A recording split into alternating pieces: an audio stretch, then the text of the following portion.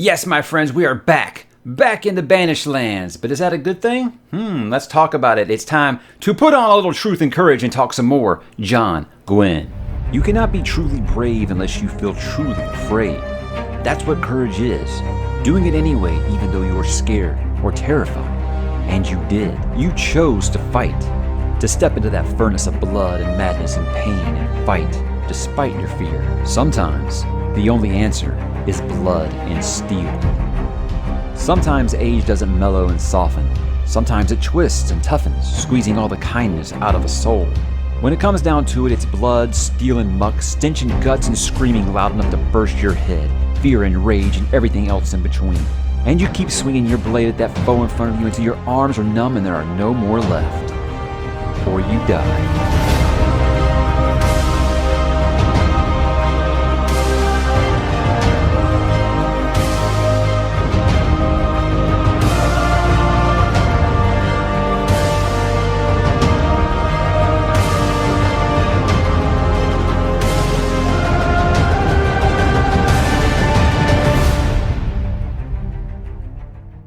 Truth and Courage bookworms, Mike back today to talk a little more Banished Lands and John Gwynne, and more specifically, the first book in the second series set within the Banished Lands, A Time of Dread, which is book one of the Of Blood and Bone trilogy. Now, you guys know by now at this point that I very much am become a big fan of John Gwynne. I had him on the channel recently to talk about how much I've enjoyed my time in the Banished Lands and suffered, but I just want to get this out here.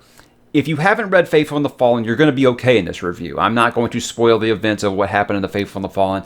I might let something slip about a character that might have lived or not. I'm going to try not to. If I remember, if I do that, I'll try to go back and edit it out. But I'm going to try to make this approachable for people who haven't. But here's my thing. If you haven't read Faithful and the Fallen, read it, okay? I think that you could start with this series. I feel like he sets up enough and gives you enough of a backstory to where you could do that. But I'm going to tell you, read Faithful and the Fallen first. But if you just want to know if John Gwynne has kept his consistency with that first series, well, we're going to talk about that now. But again, spoiler free, so don't worry about it. But let's go ahead and talk about a little Time of Dread. Now, if you're looking for my Faithful and Fallen stuff, I'll put it right here for you because I love that series. But this is going to be about A Time of Dread, and I have only read book one at this point, so all I'm going to tell you about is just book one. Spoiler free, let's go. What is the book about? It has been 100 years since the ending of Wrath. Now, the Ben Alim have hunted the Cadushim to the brink of extinction, and they continue to extend their power and influence over the Banished Lands, as well as kind of extend their borders.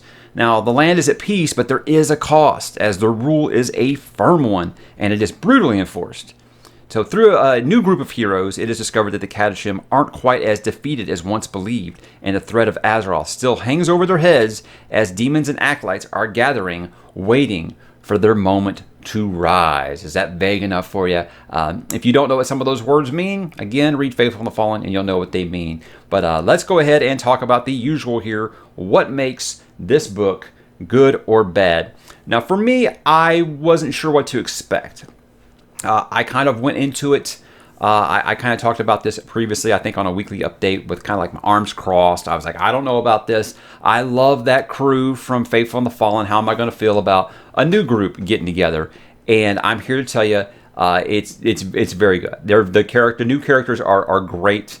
The new animal companions are great. If that's something that you really liked from the first one, they are very much in the same vein as they were with that. But one of my biggest concerns was, is this just going to be a rehash? Is this just going to be like, the greatest hits played over again? I said in all four of those books, I never felt like there was a formula coming. I don't like to use the word subvert expectations because I think that that's just overdone. But John kept you guessing that whole first, quadrilogy. You really did. And this is no different. It's one of those things where you feel like no one is ever safe, but it isn't just like cruel to be cruel's sake. That's my thing. Yes, John is very brutal to his characters, but it's never something that's just there for shock value or has no one would do that kind of thing. So this is not just a rehash. This is not just a greatest hits. This is not John following a formula. This is a very fresh story on its own that still has plenty of respect for what came before it. And you'll see that it's much like Mistborn Era 2 in that the characters from that first series are very much looked at now as like myth and legend and, like historical figures that are just very well respected or slandered. We'll get into that here. But yeah, it wasn't just a lot of what came before, and that was a very good thing. I said I think that the new characters are every bit as good as Faith in the Fall. Look, it's been one book. When I first started, like I said, I was like, I like this one. I'm not really sure about that one. Whereas with Faith in the Fallen, I felt like I got attached to everyone really quickly. By the end of this book, there were characters that I was already like, oh, okay, cool. I'm really starting like, oh, they didn't make it. So it's very much the same like that. I feel like what makes John Gwynne one of the top 3 author for me right now is that his character work is so bloody brilliant. He will make you give a damn, not just about the really good characters, but I mean the little shit characters, the snot characters, the ones that you love to hate. He earns that, and you know what? He makes you see that when he gives them their point of view, you see that they don't think that they're the bad guys. And I've always said that what's really great about history is you go back and you look at anything in history, and none of those bad people, they probably didn't think that they were bad. They probably, not saying it made them right, I'm just saying they never thought they were bad. You see their point of view, and you start, And there are things from the end of the last series that you had questions about that I feel like they get answered here. I know that a lot of people said that they felt like at the end of Wrath, it just kind of ended, and you didn't really know what happened. And you get some vague answers, and I think it's something that's going to kind of be uncovered a little more over the course of this trilogy.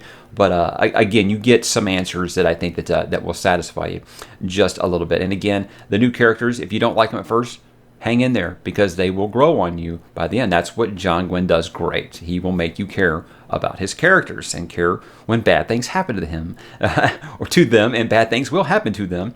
But discovering the relations of these characters, familial relations to characters from the end of Faith in the Fallen is really cool because you were kind of questioning. It seems like these two might end up together. It seems like these. You get some answers on that, and you find out about some of the people that are descendants of some of those characters, and some of the animals that are descendants of those animals. Really cool stuff there. But yeah, you get a lot of those answers, and there are still a couple of question marks I had.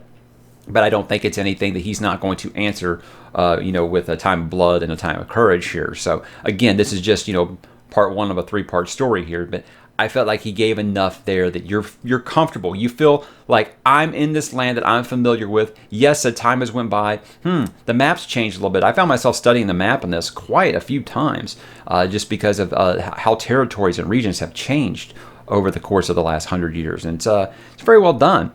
I feel like this also touches on something that I liked with the Red Rising sequels. I know I've encouraged everyone to read that trilogy at least, and then people have been kind of hit or miss. And they've all loved the trilogy, but everybody's been kind of hit or miss on the sequels. For me, I love the sequels because this kind of does the same thing to where it's kind of the new boss isn't really that different from the old boss, is it? Because all of the things that you felt like you were fighting for, you look at it over the course of time and you're like, did we really change anything? But it's not one of those things where you're like, it feels like it diminishes what happened in the last series. It just raises some question marks about, did the good guys actually win? Take that for what you will. I don't think that that's anything that is final or not. Let's just say there are so many twists and surprises in the 3rd act of this book that I just can't even explain without you reading it here. But it's just it was the usual. You've heard of the Sandor Lanch? Well, the Gwynne Lanch is unreal. It is like a Gwynne-nami. Someone call it a Gwynne-nami. But it's the 3rd act is just completely bananas. Every bit like I felt like Malice, where people were like, it's good, but I'm not saying anything like great. And they get that last act and like, oh, okay. It's very much so with this. So the stage has been set, and it is not basically the first half of the book where you think it's going. It's not. It's got some very good turns. But I feel like this one's a little darker than Faithful in the Fallen, which is surprising because I felt like Faithful in the Fallen was that step in between like Sanderson and Abercrombie. Like you want a little more PG-13 in between PG-13 and rated R than you get with like a Brandon Sanderson, but not quite like Joe Abercrombie where you're just like, oh my God, I feel terrible right now. I felt like it was a good meeting point between those two. I feel like this one goes a little bit darker. You do have, in the very first chapter, you have some very like, oh my God, John just went there moments. And it's eye-opening, and you realize, okay, yeah, I didn't think he could get more brutal, but I think he has. But again, never in a way that I feel like it's cheating the reader. So I feel like the characters might be a little more gray now. I had some disagreements with one of my mods on my server. We kind of approached it in a different way. She said she felt like the characters were very clearly, white character, black character, good or bad. Where I said I felt like these characters were a little more tortured, a little more self-serving in this one, whereas in the first series I felt like you knew right away if a character was good or evil. You kind of felt that right away, whereas this I feel like there's a little more internal struggle with at least two of these characters, to where I'm like, I don't know if I can say they always want to do the right thing as far as they just want to do what's, they want to look out for number one. So I kind of think that might be up to your interpretation of it, because the other two people that were reading this at the same time as me, they felt differently, whereas I felt that these were a little more gray. So your mileage is going to vary on that one, I think. But let me know. If there is a negative in this, I feel like it's very much like Malice in that the first half is build up. And you'll be like, where is this going? I feel like I've read, 250, 300 pages and not a lot's happened. And it might seem like that until you go back and think about it. You're like, oh, well, this happened. It's introducing you to how the world has changed. And it's introducing you to, like 6 new main characters. And that's going to take some time. And these new establishments, these new factions. And to me, it's perfectly paced. But I can't see if you're going in expecting, because look, Malice was set up, and then Valor and Ruin and Wrath were just like pow, pow, pow, pow, pow, you were just non-stop. Whereas this pumps the brakes a little bit and goes back to, okay, we got to do some setup here. I expect A Time of Blood and A Time of Courage to be just like those Faithful and the Fallen sequels, to where they are just like breakneck pace. So the pace might be a little slow to you at first. Again, I'm fine with the way that John builds up his world and his characters, so it didn't bother me, but it might bother you a little bit when you're trying to accept these new characters. Like I said, you are trying to accept new characters while hearing all the time about, hey, remember those characters you loved? It does come up quite a bit. So I didn't find it a negative, but you might. Some of the happy endings that you suspected from Faithful and the Fallen, I said I didn't feel like it diminished that story at all, but I feel like there might be some that you might feel that way about. Again, I think that's going to depend on the reader.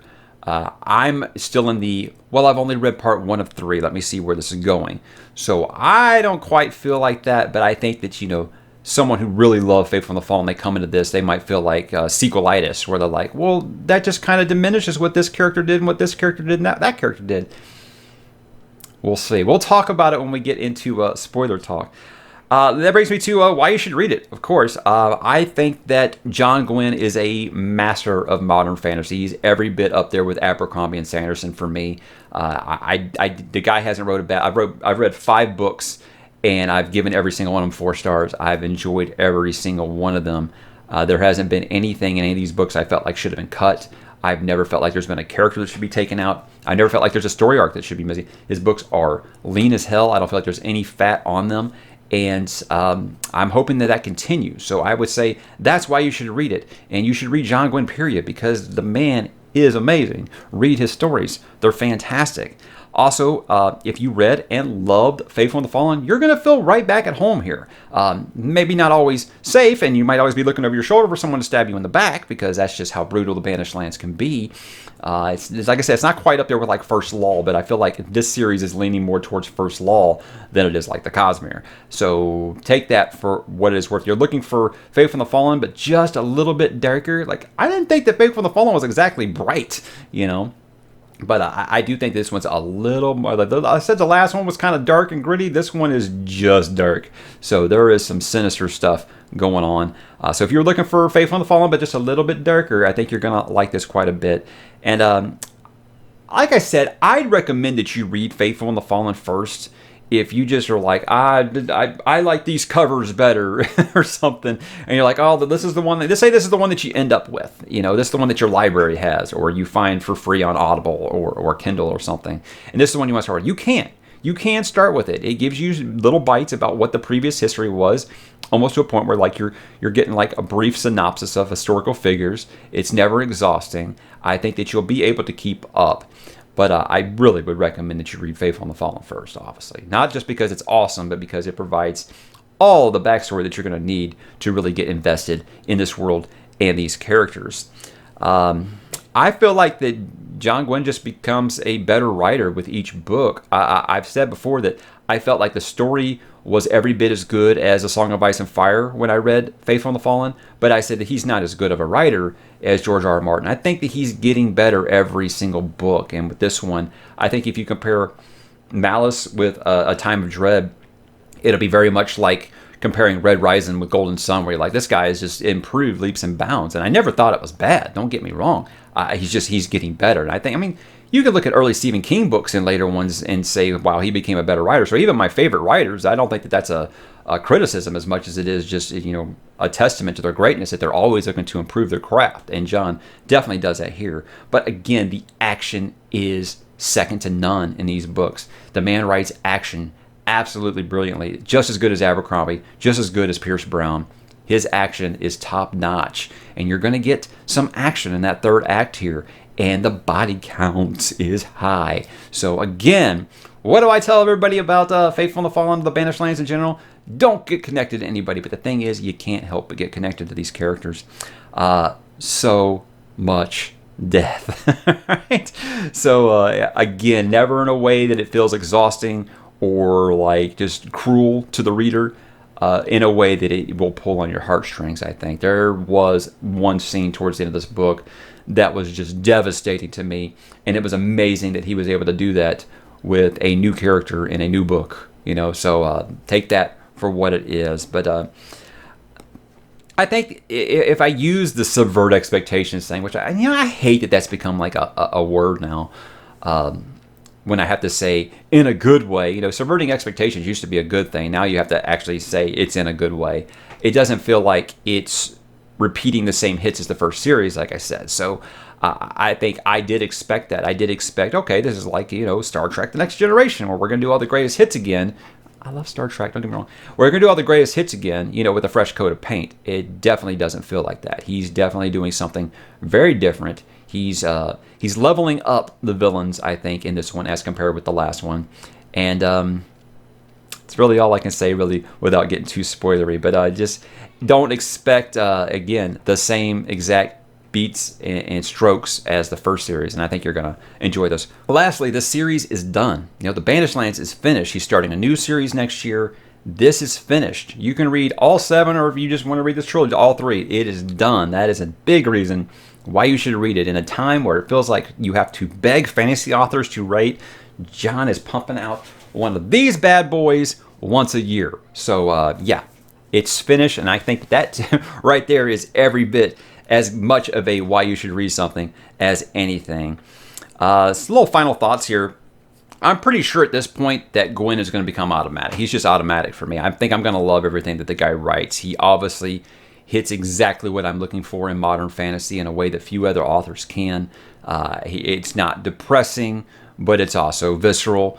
And his character work, man, I'm all about the characters, and he keeps his characters strong, keeps them growing, makes you love them, and then takes them away from you like a cruel, cruel man. But I mean, I could not put the last 200 pages of this book down. It has that slow build, and then boom, like I said, it's one of those things where he just builds, and then the climax is always satisfying, and the action, man, I can't get over it. It's just too good. I'm not going to do spoilers here. I'm going to tell you why. Like I usually would do spoilers here. I didn't do reviews for Ruin and Wrath from Faithful and the Fallen because I said when I'm doing non-spoiler reviews, I feel like all I'm going to do is talk about the same things again. Just like I probably won't do individual reviews for A Time of Blood and A Time of Courage. This really was just getting people, if they're concerned about, well, I like the first series, but I like this. Yes, you would. But that's kind of what I want to do here. When I am done with The Time of Courage, I want to do a Banished Lands retrospective where I'm going to talk about basically why you should read it, and then I'll get into some spoiler talk about my favorite moments throughout the series, including this trilogy. So that is the plan. That's why there's no spoilers here. So guys, do yourselves a favor and put some John Gwynne into your life. I hope this helped you make that decision. So that is Time of Dread, guys. Have you read it? What did you think? If you've read A Time of Blood and A Time of Courage, please don't let me know what you think about those in the comments. I mean, you can say like thumbs up or thumbs down or something like that. Don't get spoilery in the comments because I have only read the first one. I'm working on some things right now. I got very busy stuff coming up in September with all the Stormlight Archive stuff. October, I got Horror Month coming on. I'm working on the Lycanius trilogy right now. And then I'm going to get back to this series before the end of the year. So that is the plan right now. So hit me in the comments, guys, and let me know what you think. Truth and Courage.